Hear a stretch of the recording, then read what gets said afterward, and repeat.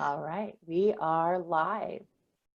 Hello, everyone. This is the Psychology Directory, and I am Dr. Shawn Horn, clinical psychologist, hosting this meeting today with one of our community members, Dr. Morgan Francis.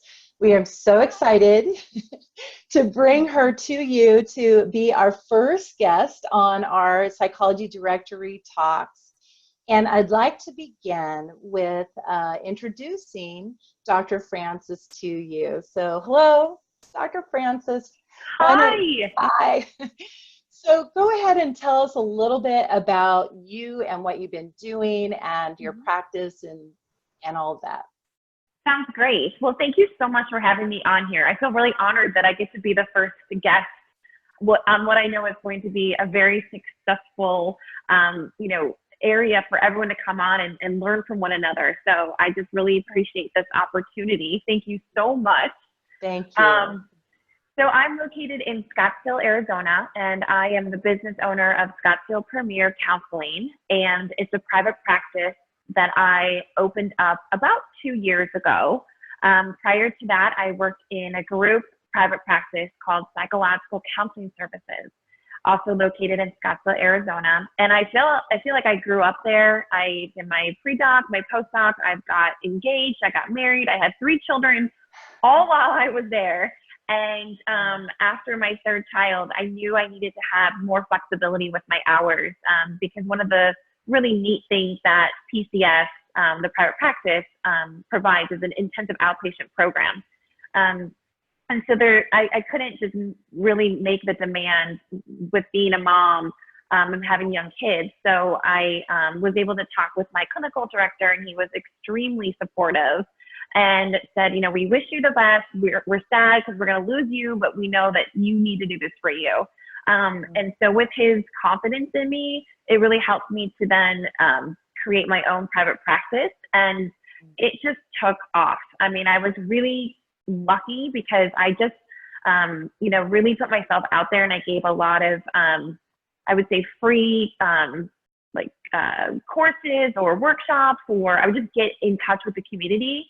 And I constantly networked the first couple of months, and then I don't know, within 6 weeks, my practice was full. And so it's been like that ever since. And I've just been very fortunate. And what is the group or your specialty or the clientele that you work with?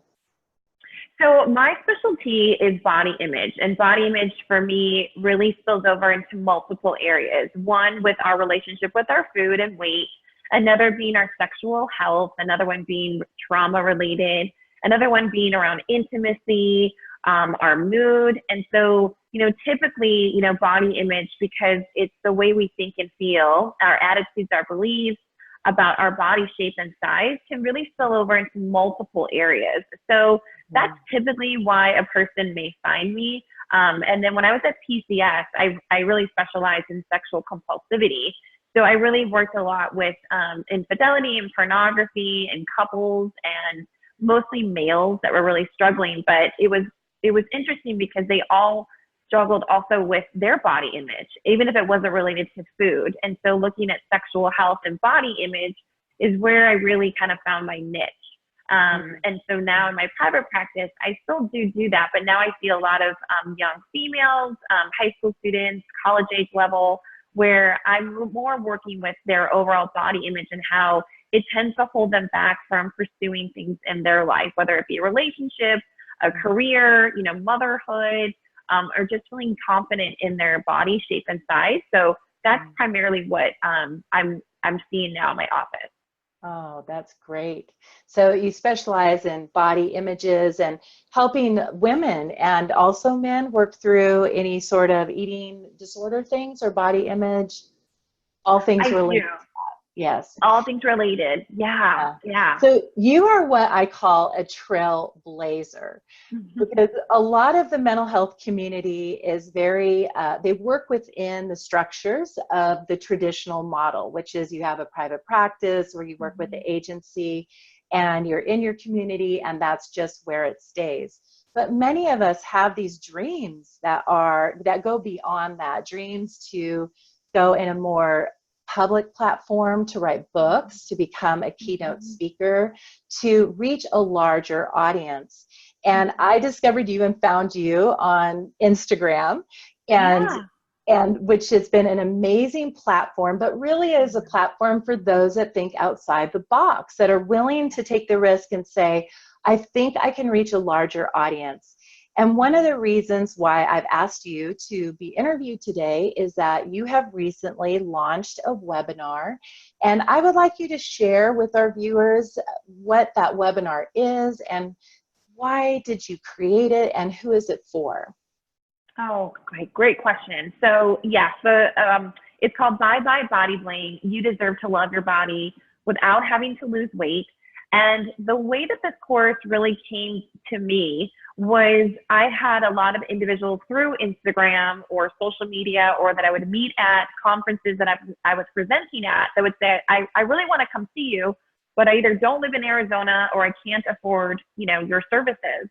And I realized that I needed to be able to create something that could reach more people, and that I was limiting my services by just staying in, counseling per se. And so I knew that I didn't have the amount of time, because I have 3 young children, to write a book, although that is on my goal list, and it will happen one day. But for right now, it just wasn't in my cards. And so I wanted to create something that was, everyone nowadays is listening to podcasts, right? I mean, podcasts are such a huge thing. And so I knew I didn't want to do a podcast because, again, that takes a lot of time and having people on. But I wanted to bring my resources together and provide it in a very succinct, 30, 40-minute, in a sense, webinar course for them to have access to that information. So I really just went back to my own personal story with my body image, and really thought, what has helped me and what has been effective and helped others. And I dove back into the research. I looked at what's out there, what's been valid, what's been, what are the studies showing, what am I doing with my clients, what worked with myself. And then I just really kind of put it all into a course. And I will say, the first time that I created the course, I hired a videographer. I had my makeup done. I had professional lighting. I had, all those services, and I threw it away. I looked at it and I felt it wasn't, it was too scripted. It wasn't, really real and authentic. And so I actually walked away from it, because I just thought, what? I need to go back and I need to, again, get in contact with my inner self. Like, would that be, what I just filmed, would that be something that would really be helpful for me? And the answer was no, because it was just too scripted. And so that would be my one piece of advice, is if you're going to create something, like, go back to how you connect with the people if they're sitting right in front of you in your office, and really think about who you're really trying to help, and what does he or she really need and looking from you to help guide them into their healing and their journey. And so that's when I went back and just really listened to myself, and I recorded things, and then I just kept practicing, and just, it became very natural for me. And so then I just recorded the material and I put it into a course, and it launched on June 17th, and it's been a huge success. And people ask me, what were you looking for? Were you looking for, to get a certain amount of people? And I didn't have any expectations. All I knew is that just one person, if it helped just one person, that was worth it to me, because I know that that's what it was meant to do. It's meant to be accessible. It's meant to help. It's meant to serve others. And so who is the desired audience, or not desired, but what kind of person would this be a good fit for, this course? So this is a good course for anyone that's in therapy themselves and wants to use this as homework. I think of this course as something like when you attended a psychology course and you're sitting there and you're learning, because it does come with a workbook. And so the workbook is really key, because they can print it, they can download it, they can type on it. I also made it a visual and an audio file, so they can listen to it on the way to work. They can listen to it while they're getting ready. They can listen to it, privately, and they can log in anytime to continue with the course. So once they have the course, it's theirs forever. So it might be the mom who's really struggling after she's had her baby with feeling confident in her skin again. It's for the college person that is not going to take their final because they're feeling too insecure to walk across campus, and they're feeling too insecure about their body shape and size. It's for the career woman who's really doubting whether or not she can get up on stage because she hasn't lost those 10 pounds that she feels like she needs to lose in order to get up on stage. It's for the man that's struggling to not feel as masculine with his shape and body because he's aging. It's for anyone that's struggling with emotional eating. It can also be for anyone who's struggling with an eating disorder, and it can be something as an adjunct to their eating disorder treatment. It's one of the things. I was just at a conference, and a really well-known treatment center here in Arizona, the director reached out to me, and he's like, I've heard about your course. I want to use it. I want to put it into my program so that, it's part of the curriculum that they have to watch and learn from when we're working with eating disorders. And I said, absolutely. Like, however I can serve, however it can be used for your treatment center, I would love for it to have it. Because I think, a lot of us specialize in eating disorders and body image. You don't have to have an eating disorder to have a body image, right? I mean, many of us, have a negative body image, but don't meet the criteria for, anorexia, bulimia, binge eating disorder, EDNOS, and we may be struggling with, our health or being obsessive about what we're eating, but our weight doesn't dictate that we would meet the criteria, right? So it could be just for anyone that's just felt self-conscious about their body weight, shape, and size. And I like how you're pointing out that this is educational material that could be collateral to to one's treatment. And I think one of the things that's hard for a lot of providers to wrap their mind around is this issue, the ethical and legal issue of viewers or listeners or the audience feeling that they have established a client relationship with those that are teaching on Instagram. And how I explain it to people is that providers who are on Instagram are functioning as educators. We're not functioning as people providing treatment, and therefore it doesn't constitute a client relationship. So it's similar to, it's like a living book, like a living self-help book that is talking to you. And so your program is not designed to replace treatment, or it's not intended to be delivering treatment, but it essentially is like going into a classroom that you signed up for, and you're the professor, and you're teaching your students this information, and they can use that to bring into the therapeutic room and their treatment to customize it on more of an individual basis. So this is a really important distinction, and a way that we're enriching treatment by offering this as well. So how would other providers refer to your course? How would they find you and get their clients or their loved ones or themselves signed up for your class? Well, thank you. And I just to, piggyback off of what you said, I completely agree with you. And I do on my website, and professionals, honestly should take a look, because, it helps me to have a visual. And so I created a frequently asked questions where it goes into what it is, what the course is, and what the course is not. And it's not a replacement for individualized mental health treatment or medical care, and what it can be used for. And that is, psychoeducation, to help you develop your own, tools and skill set. But this is not a replacement for therapy, so they can use it and to bring into their therapeutic process if they would like to.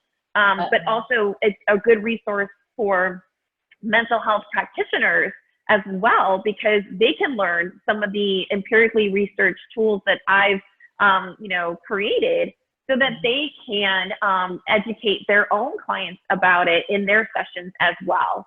So that's also too, I don't go into therapy, and one of the areas that can influence or shape the way we think and feel about our bodies is trauma.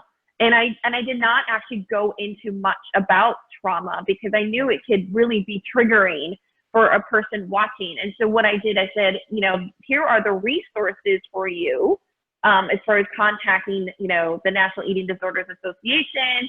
Here's some websites, to work with a provider. Here's how you can get help by texting this number to work with a licensed professional. So I think, for me, I wanted to be very clear on that because I understand the risk that's involved when, we're doing something like that. So, and this sorry, is my dog's barking because someone's at my door. That's so honorable that you are doing that and really doing your due diligence, because that's how we maintain the integrity of our profession and our ethics, and really educate the public about why it's important that we have these disclaimers, why it's important that we structure our coursework this way. You and I were fortunate to have the shared experience of a coach that we love very much and honor and have learned from ourselves. And you and I have talked as providers about just some of the unusual challenges that come up in the coaching community, where they may be bringing up some topics like you're saying, trauma, and challenging people to grow and learn, and they're giving them tools. But what they may not be aware of is what it could be activating for people. And that after these things, they can really have a crisis where they kind of fall apart, and they start to have this emotional hangover, and they start to struggle psychologically. And that's something that I find a lot of helpers that may not be licensed providers are just not aware of. You don't know what you don't know. And so having these safeguards in place and knowing that I'm giving you information, but I'm not going too deep that you're going to feel unraveled and there's not going to be resources available to you. So it sounds like your program, you really put in those structures saying, here's where you can pick up from here and move forward if needed. Yes. Absolutely. Yeah. I wanted to make sure that they knew that they could come here and they weren't going to have to fall apart in order to get something out of the course, that this was much more solution-focused psychoeducational information, so that it's very practical and it's very, it's something that they can practice on a daily basis. And again, like not move it into the therapy of it. And if they were to have an emotional reaction or trigger, that this is what they can do to help themselves. So that, everything was very clear. And I think as mental health professionals, like you and I've talked about, we do have limitations, and those limitations are meant to protect the patient, and it's meant to help them. And so we know that, right? But the client may not know that. The person watching the video may not know that. So making that distinction and helping them understand what the course is and what it's not was very important to me, so that they knew exactly what they were getting. Yes. Yes. And I really appreciate that. Our experience with the coach, we have been really positively transformed by her work. She's been very outspoken about that limitation and really has talked to people about going to providers that can help for a deeper kind of work. So that's very responsible for coaches to do that. So you kind of got me going with a thought. One of the goals that we have here for the directory is to eventually start offering some continuing education for our providers. And as you were talking about being a great resource for mental health providers, this could be something in the future where perhaps you offer a continuing education course, whether it's on this platform or on another, but that's something that you can offer down the road, which would be really helpful. Yeah. Thank you. No, I appreciate that encouragement, and it's in my wheelbox. Now, so on your website, you encourage providers to go there and see how you structured it and how you address it. And how do you feel if somebody was to use that for their own disclosures, like to share disclosures? I'm totally fine with it. I mean, I'm, that's kind of what, like when I was developing my course, like I researched other therapists, like who's out there, who's doing this? Because I can't be the first one, I mean, I think I'm one of the few, but I don't think I'm obviously not the first one. So, I mean, I kind of learn and say, okay, what did I like about what she said? What did he do that I enjoyed? Or what can I use? And I would ask for permission, and I would just say, hey, I love the way that you structured this. Would this be something that I could, like also kind of create a pattern like this or adapt into my course or use this type of language? And everyone was extremely sharing and helpful. I didn't get any negative feedback. And I think that's also important too, that we support one another. So I'm totally fine. Clearly if someone has, has a question or wants to reach out to me, or, hey, I really liked how you worded, your course in this way, or if they purchased the course, like, hey, I really enjoyed this part of the workbook. Is there a way that I could adapt this into my own work? Absolutely. Just let me know and how I can help out. I mean, obviously it's copyrighted, and that's to protect not only, the client, but myself and anyone else out there, but happy to, offer any support or answer any questions, because I know that that's a service that I got from other mental health professionals as well. Yes. Well, that's wonderful that you can offer those consultation resources and things. So how would somebody find you? So the best way is my website, which is www.scottsdalepremiercounseling.com.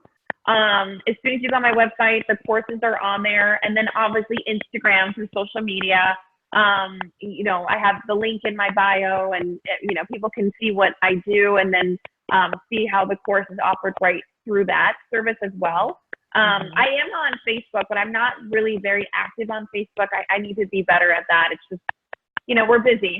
There's only so many things that we can do. So, right now it's primarily through my website, and then also through Instagram. And then I do speaking events. So if there's any speaking event that anyone is curious to come listen to me speak, I'd love to have them there. I have a couple of people flying in from California, which I'm really excited about. So it's nice. It's really nice. Oh, that's great. And you and I talked about that you have a special offer for our community here in the Psychology Directory. So go ahead and tell us about that. So I wanted to make sure that everybody knew how much I support just sharing information. So I wanted to give anyone who's viewing this a special discounted code for 20% off of my course, which is a good savings to have. And the code is BYE20. So BYE, and then 20. So BYE20. To thank anyone for just being a part of, the Psychology Directory, and to just continue to make mental health more accessible and to share our resources. Yes. And we want to encourage people that if you want more information, just DM the Psychology Directory and send us your email list, or your email address, so we can add you to our email list and get more information out to you about special offers and upcoming coursework and so forth. So I just want to applaud you for creating this and taking the risk to step outside the box. You are an inspiration to mental health providers who have these dreams, but it feels really overwhelming, and the how-tos is really confusing. And we soon will be offering some how-to kind of videos, like we are this one that's going to be coming up on the directory, to give where we're talking about how to do webinars or how to do YouTube or things along those lines.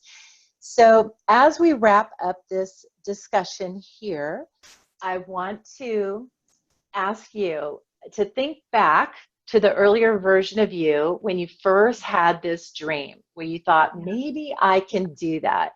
And maybe I can do it in a way that is ethical and is within the legal boundaries of my profession. And as you know, a lot of people, there's a lot of naysayers around us. And when we go to ethics training, they scare the living jeepers out of us, right?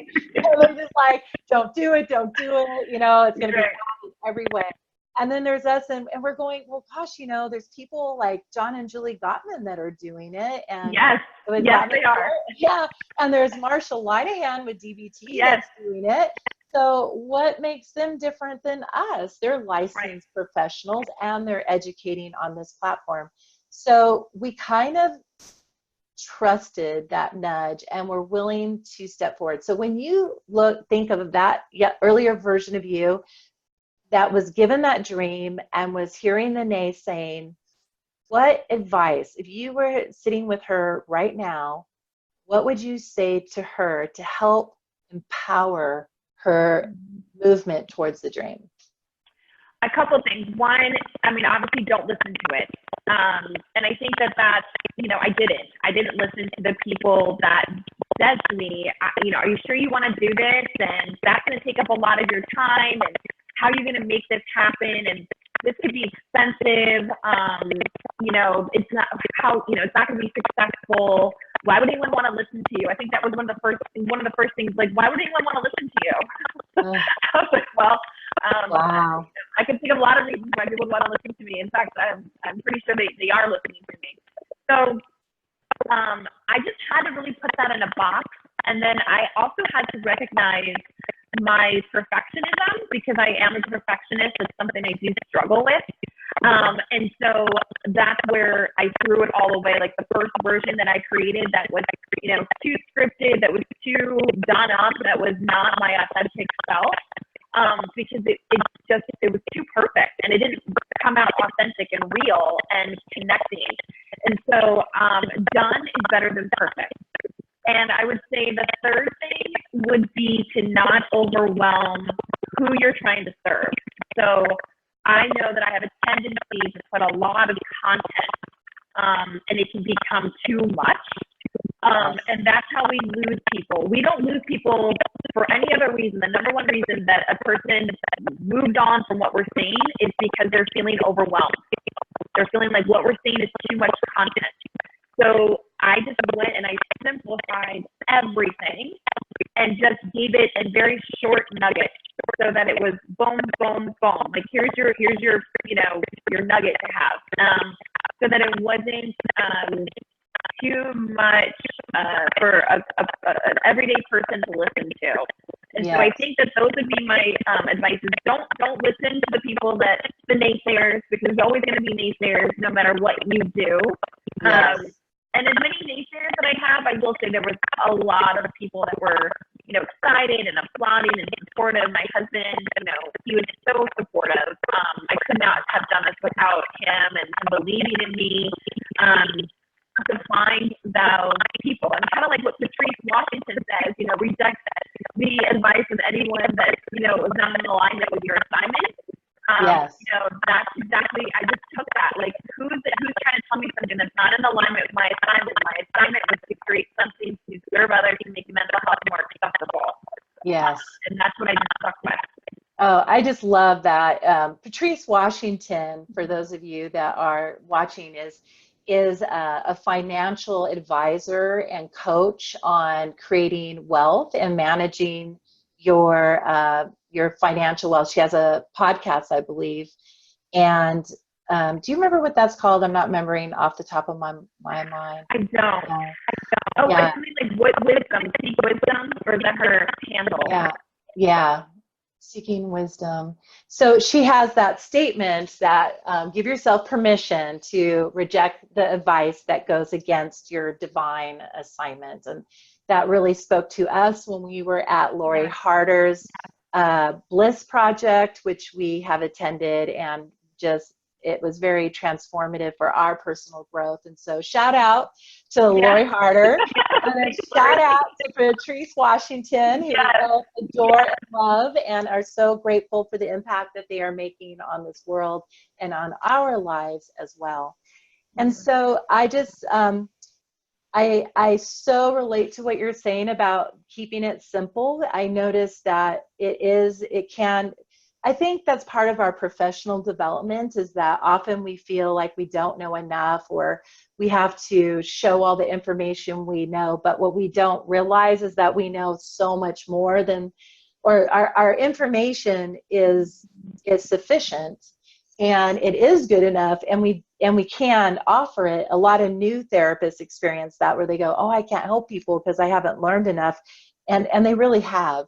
So we have to trust that and know that just small bites. Otherwise, we are giving them the encyclopedia version, when we just need to like break it down so people can wrap their mind around what is being said and so forth. And So thank you for being our first guest on the Psychology Directory Talks. I'm not sure what I'm going to name these yet, but I am so excited to bring this. And again, if you are a mental health provider, please follow the Psychology Directory. And if you are a psychologist, let us know.